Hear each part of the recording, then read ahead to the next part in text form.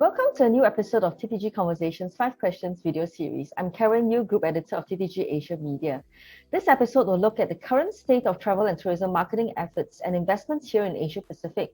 Now, taking us through this topic is Lina Ang, Asia Pacific Managing Director of Sojern, a provider of data-driven digital travel marketing solutions.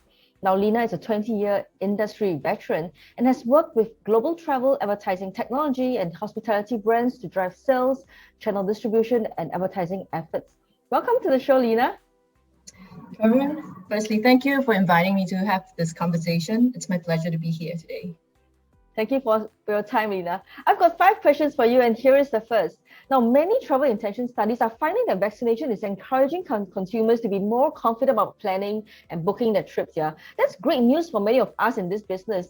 But for many Asia Pacific countries, vaccination is still, work in progress, and travel restrictions remain. So, is Sojern's booking data identifying a difference between travel intention and actual search and booking? Yes, Karen, so you're right that, APAC countries have been slower in terms of vaccination. And when it comes to planning for travels, the trends that we're observing varies country by country and region to region. So the vaccination is steadily rolling out in APAC countries. And you've mentioned most countries have low vaccine rates at this point. Australia recovered before the vaccination rollout. And the increase in vaccination rate didn't affect the travels very much. So this is similar for the domestic flight bookings gradually recovering for South Korea. Even before the vaccination rollouts for South Korea, domestic flights were already about 70% of 2019 level. So for countries like Japan, Malaysia, Thailand, and domestic flights are still really in a low level and not showing much of a growing trends really. So if we see, in terms of domestic travels, domestic flight bookings, currently 30% of 2019 level for Japan, that's slightly higher. But when we look at Malaysia, it's about 20% of 2019 level.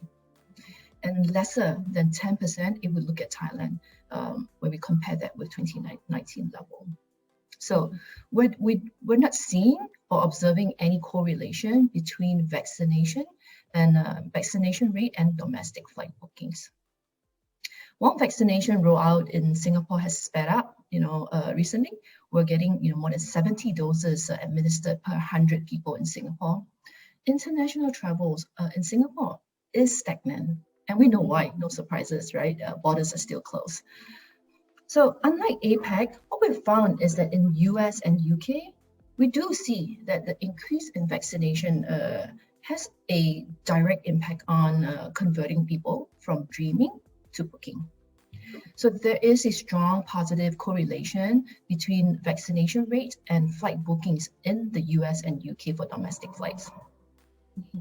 Mm-hmm. So in destinations within US and UK, we saw a similar pattern when where the first couple of months of vaccination rollout, we saw a jump, a big impact on flight booking behavior. So for every, say, 1% of population that was vaccinated, we saw around roughly 2% increase in flight bookings. So we see that, there are psychological reasons for this, given that people have been separated from their family members, say for over a year now, right? And they're longing for a reunion. Mm-hmm. So the people who are most likely to rush to get a vaccination were also the people who are most eager to visit either family members or to kind of regain their sense of freedom. So that is why, we continue to see out of UK and US, there's a big increase in travel within the first couple of months after vaccination is being rolled out.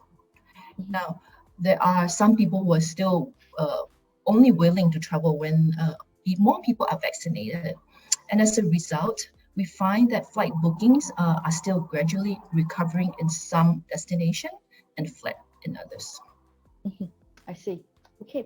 Has the slower state of vaccination and risk-averse attitudes towards travel in Asia Pacific impacted the intensity of travel and tourism marketing efforts aimed at source markets in this part of the world? Mm-hmm. Yeah. So, after being in this for over a year now, I think people are gradually feeling, the COVID fatigue, right? And with vaccine rollout, travelers are hopeful to be able to travel once again.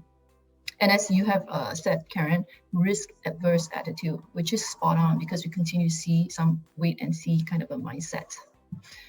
With borders closed for over a year, we certainly have seen travel marketers skew back on marketing activities, no doubt about that. In countries, especially where they are highly dependent on international travelers, such as Bali or beach destinations in Thailand, Malaysia, some hotel owners are starting to sell their properties, due to cash flow, let alone talk about marketing activities, right? Yeah. So therefore, in current climate, our travel marketing solution known as pay on the stay model supports hotel with no budget or limited budget through a multi-channel digital advertising because they only pay for performance. So this means a hotel won't need to have an upfront marketing budget. And in partnering us, for example, where we run their digital activities, they only pay for bookings that are influenced by us, our ads that we run on their behalf after guest checkout. So while we're doing the advertising, the guest stays and then the guest checkout and then they pay Sojern commission, for example. So that's, this has allowed us to continue to support hotels to help them influence travelers, be it domestic or, if there are corridors that are open, international travelers to book directly on hotels' website. And this helps them manage their cash flow as well. Mm-hmm. And in COVID, we see that marketers are more targeted with their marketing spend. They tend to use travel data and travel intent signals because you can't just have a spray and pray approach and with limited budget as well, right? So they're using travel data and travel intent signals to target travelers in order to optimize that marketing spend. We do see a peak in travel intent that's irrespective of rate with vaccination rollout when travel corridors are announced or quarantine-free travels are introduced. So the likes of Hong Kong and Singapore travel corridor or travel bubble. Kind of dislike to use the word bubble again because it keeps bursting. But then now with the latest our topics about the Phuket Sandbox. So leading up to the Phuket Sandbox, we actually saw an increase in marketing activities. The Phuket hotels, attraction, F&B providers chose to activate or upweight their marketing spend so that they can, target travelers as Phuket start to open up. And we will continue to see more and more of such trends when destinations starts to open up to welcome travelers, especially without the quarantine, requirements. Okay. So, and Karen, I think that in pandemic, the pandemic has also put partnership back in focus. It has been a focus, but more focus around partnership. In COVID, companies are leveraging power of partnerships, and the importance of partnership post-pandemic is going to be is that brands can actually narrow the focus and capitalize on their strength, right? What they do best, while leveraging the other company's strength as well. That's what partnership is about. And then at the end of the day, deliver a better overall solution to the customer. So I'll share an example at Sojern, where we partner with the Hotel Network, which is a stack of a direct growth platform for hospitality. So together we have strengthened the hotel's ability to drive direct bookings when they really need it now, right? By enabling each other's focus on what we do best. Mm-hmm. Another marketing tactic that we're seeing with reduced budget is known as cooperative travel marketing, also known as co-op travel marketing. So this is actually used around over the world right now, very much by destination marketing companies or for destination marketing campaigns rather. And co-op enable multiple brands to partner together, increasing marketing and advertising buying power. So kind of think about, small a group of hotels partnering a destination management, a tourism board, for example. Right. That they're putting in each one have some budget and they're putting it to run overall in a larger campaign. Mm-hmm. So that's really powerful. So in APAC, co-op is more popular in Australia, New Zealand, as it's a very efficient way to deliver results with very limited budget. But I think this is why I encourage Asian markets also to consider adopting such model, because we've spoken to travel marketers and we hear that 90% of travel marketers are working with reduced budget coming out of COVID, and by adopting this model, they can actually maximize spend and capitalize on recovery. Because co-op does give brands the opportunity to partner, as I mentioned earlier, with other travel entities, and then each can also set their own business objective. So I want to end by giving another example, because Karen, the latest case study we released on co-op is with Abu Dhabi to drive demand for Emirates as travel reopened in Q1 this year. And we partner with the Department of Culture and Tourism Abu Dhabi for 1 quarter in Q1, promoting direct bookings to Abu Dhabi hotels through a very targeted digital display and social media campaign where we reach 3 million people. So amazing. Yeah, such collective marketing effort, it's really powerful. I'm going to get to social media in a while. We still have a couple of questions, but it's got my feelers moving now. Sure. Okay, how should Asia Pacific consumers be engaged until travel restrictions are eased? It's a good one, right? Like travelers' preference have dramatically changed in COVID and coming out from it.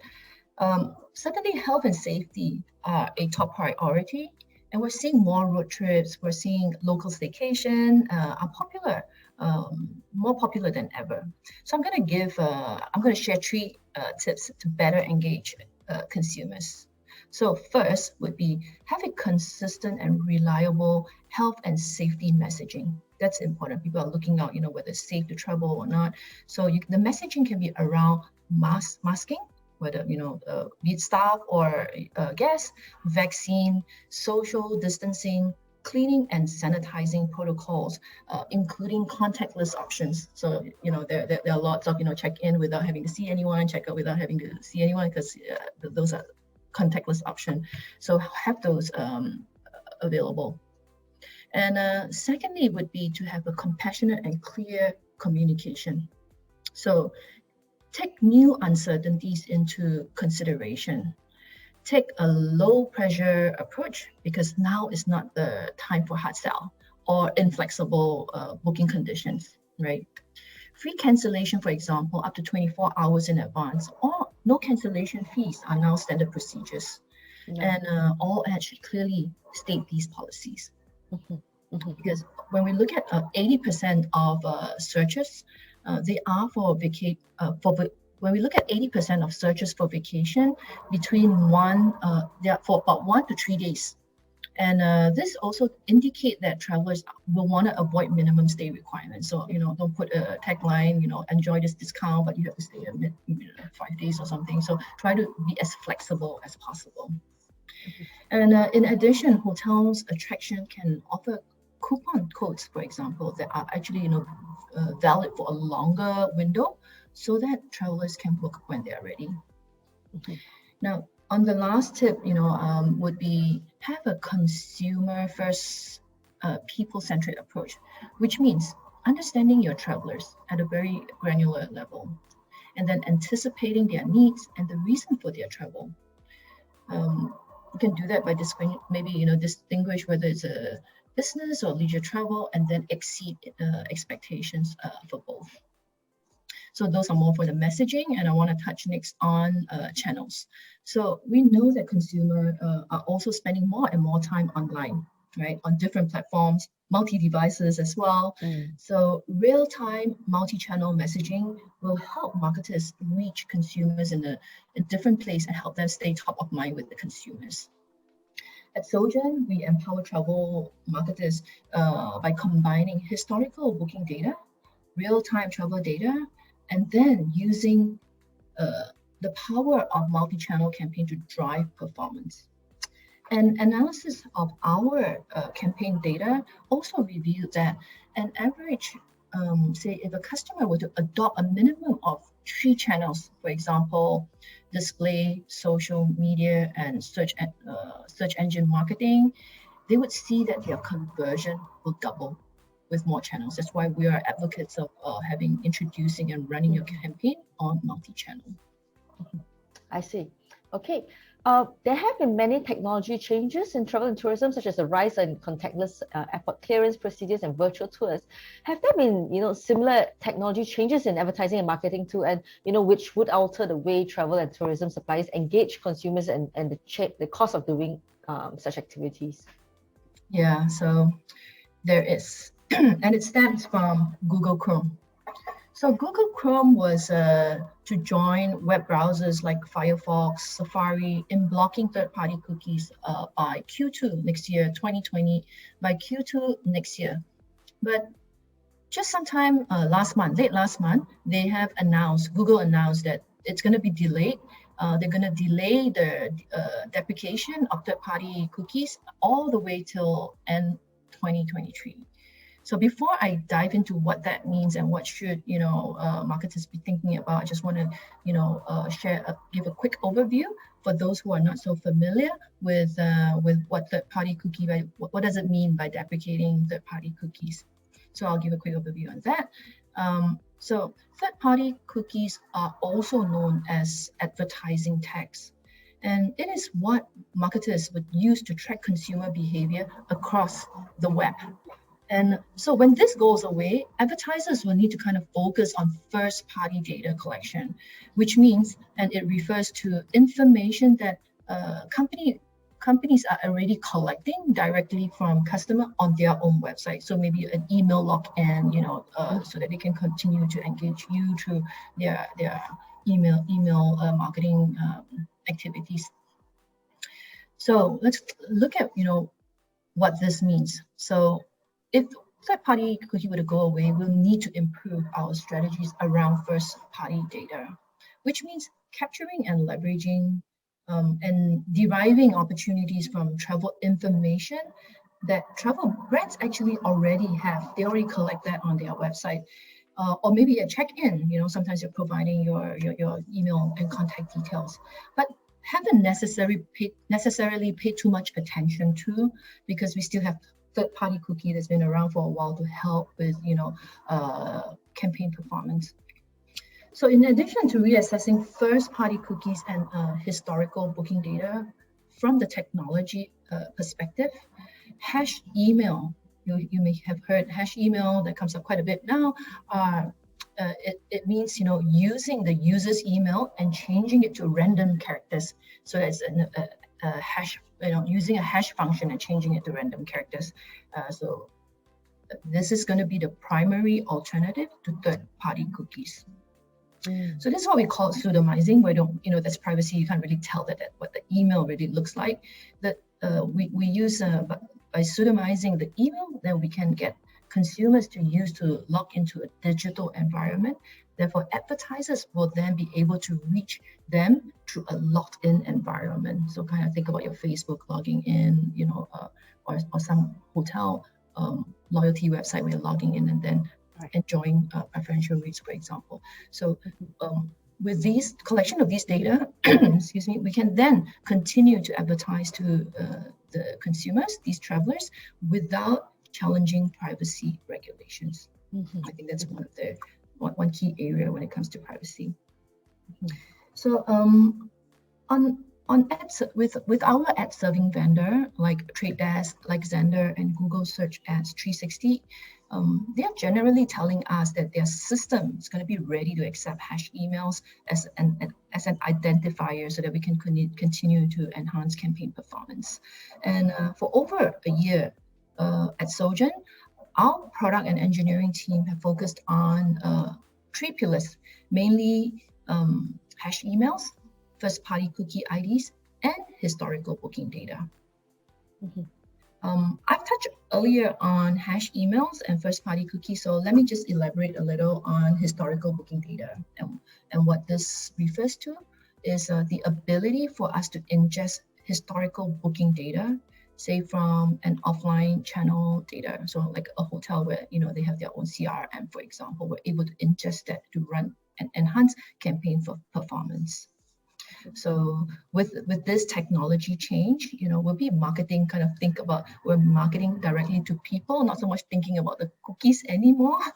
And travel and tourism advertisers can then repurpose existing customer touch points to connect on consumer terms. So the consumer have agreed, when they sign up, they've agreed to be marketed to, that's with their consent. And we know that consumers, they love to feel empowered with choice. And so, cookie-free advertising strategies will encourage people to opt in. And, I'll share a few examples how people can opt in. One is, as we talked about it, I talked about it earlier, loyalty program. They can actually, hotels can actually think about incentivizing travelers or guests to register their email, and then which provides authentication that we will need in order to market to them. So that's one area. Building smarter website is the other. So kind of think about it as seamless, intuitive, mobile-friendly experience will make it easier for the guests to find the best possible rate at the best possible rate, offer benefits and bonuses for direct bookings. So again, as they're booking, you are able to capture their details. Another is, we talked about it a little earlier, contactless processes. So using, offer digital interaction. So we talked about check-in, contactless check-in. It could be also about ordering food, or to order food in a contactless way. So we heard, like, even in Singapore, you get robots serving, room service meals these days. So through these actually touch points, the advertiser can actually use these to convert them to very valuable data points. Okay. And yeah. Cool. Right. So we spoke a bit about social media. Now, throughout the pandemic, I saw, I've seen a lot more travel-related engagements on social media platforms, such as live streaming sales, influencer-led destination and tourism product presentations. Now, I'm not sure if am I imagining it, or is this real? Is there really a spike in social media marketing in the past year? What tips do you have for travel and tourism players hoping to stand out in a very noisy social media space now?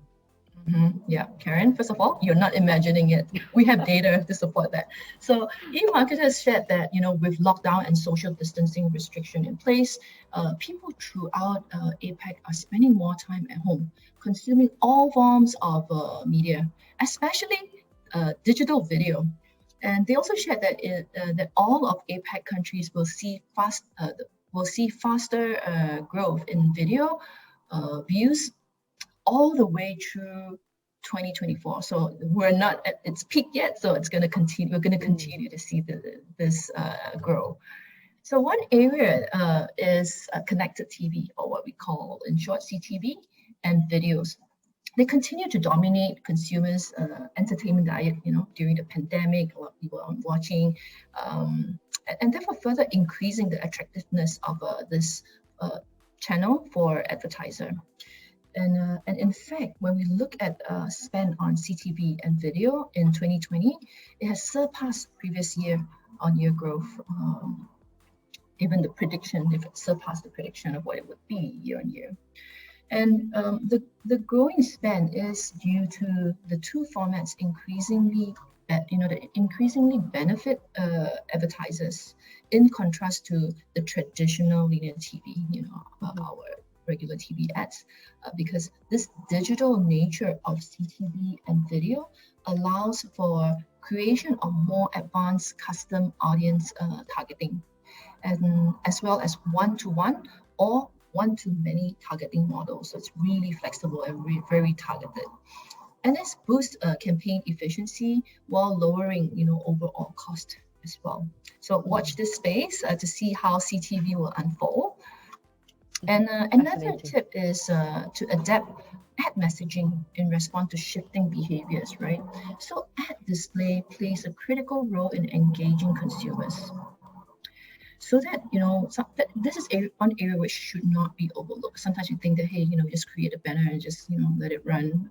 But we should be mindful that, we should not overlook the importance of refreshing our ads. And experts have recommended that updating ads seasonally when products, for example, or season change, can actually, or even customers' need evolve, is essential that we capture and we change the banner ads accordingly. Because if you don't do that and the customer continue to see the same ad, surfacing, they will no longer respond to it because blindness, right? Yes, ad blindness or ad fatigue. Yeah, so that's what it would result into. You're right. Keeping images updated is what's important in today's travel environment. All images, won't move somebody to say, hey, I'm motivated to book. We need a little kind of motivation there these days. So images must reflect current travel conditions and show, potentially show staff members cleaning, even, or feature small groups of travelers or dining in, or small groups dining out or small groups checking in. In addition, exterior and interior views such as rooms can give a traveler, an idea what to expect upon arrival. Okay, and I would recommend doing away with static banner ads because traditional banner ads are a very easy way to advertise, but brands are working with very limited budget. We spoke about all these slashed budgets, right? So this means that they should really consider what is the most impactful way of running the campaign. What's the most impactful way? And I would recommend, considering HTML5, for example, where it's more interactive. There's rotating images, different, featuring different parts of your hotel. That's more interactive than a typical static banner ad. And that's precisely what travel brand needs to be, thinking. And you mentioned that earlier, banner blindness. So we need to make it more interesting so that they're okay. Let me check it out. Go to the site and find out more. And I think we've also done our A/B test to show HTML5 ads, the difference between a static and a HTML5 ads. And when we do that test, we see that 13% higher click-through rate on HTML5 ads and a 13% higher conversion rate versus a static ad. So certainly performing greater than a standard static ad. I see. Another tactic is to deploy holiday-specific campaigns. So it's never too early to plan for holidays. All of us are yearning for that. It's just when. And start early by teasing, promotions across multiple channels. So I talked about it because consumers are, using multiple channels these days. What's important here is to feature, to make sure that it's holiday specific and not season specific. So, for example, a Chinese New Year getaway offer with transparent pricing information is far more attractive than just summer excursion or summer package, make it really targeted based on the holiday that you're promoting. And travelers are ready to book, and they're hoping and they're ready to book, and giving them the right deal, presenting them with the right deal can certainly, drive them to convert. Another area to think about is the call to action, or what is known as CTA. This is a crucial part of any ad strategy. You think about it, it's only a small little button on the ad banner, but we've done tests to show how the performance can differ based on what text you put on the ad, and I'll be sharing that in a moment.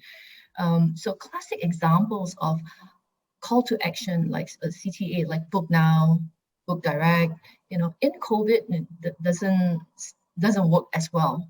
So we've done the test and we see that, and I would strongly recommend CTA to be softly guiding travelers to their path to purchase, and not so much of a pressure, book now, book direct, because you want to reassure travelers that they can actually book without worrying. So, for example, changing the CTA to book without worry, book now, stay later, or even start planning. Just start planning, right?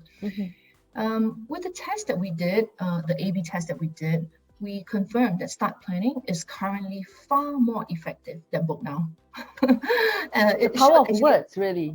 Right, just on a small button, you really help to make the decision of that traveler whether they want to go to the next step or not. Right, so we saw that actually 7% more click-through rates by using start planning, and a staggering 88% higher conversion rate just by using that start planning. So the right CTA can excite potential travelers to start planning their next getaway. Yeah, and not pushy as well. Yes.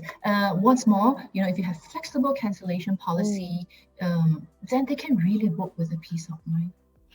So that's what we would encourage. Travelers' preference and behavior have changed dramatically in COVID. So utilizing real-time travel intent data, multi-channel strategy is going to be so powerful. And marketers should not shy away from testing, analyzing, and then learning to see what is the new norm and what works best for them in COVID and out of COVID. So Karen, in conclusion, my 3 key takeaways from today's conversation are: use real-time data and intent signal to optimize campaign performance, evolve to meet needs of post-COVID consumers, and lastly, implement changes for success in a cookieless future. Thank you so much, Lina, for this very intense learning experience about the new future of online marketing and marketing in general. Thank you so much for giving us your time. My pleasure. Thank you, Karen, for inviting me. And I hope to be seeing you in person, maybe at a trade show in the not too distant future. Yeah, I agree. Thank you so much. And to everyone, take care and stay safe, and I'll see you in the next episode. Goodbye.